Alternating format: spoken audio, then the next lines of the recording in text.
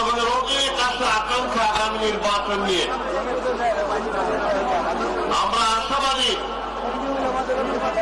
যে এই নির্বাচনে বাংলাদেশের জনগণ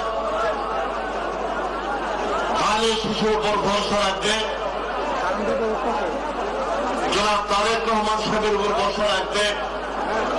গভীর শ্রদ্ধা জানাই শহীদ রাষ্ট্রপতি জিয়াউর রহমানকে, শ্রদ্ধা জানাই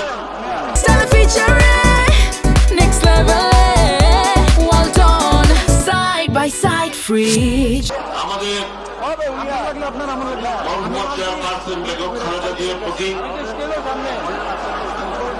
আমাদের সুনামগঞ্জ জেলার 5টি আসন ছাত্র দোয়ারাদা সহ এবং সিলেটের কথা নেতৃবৃন্দরা বলবেন, মহান আল্লাহ তাআলা শেষ রহমতে ইনশাআল্লাহ জনগণের ভোটে, জনগণের দোয়ায় প্রতিটি আসনে আমরা বিপুল সংখ্যাগরিষ্ঠতার মাধ্যমে আমরা বিজয় হব, আমরা বাংলাদেশের বিজয় হব। কি বলেন আপনারা?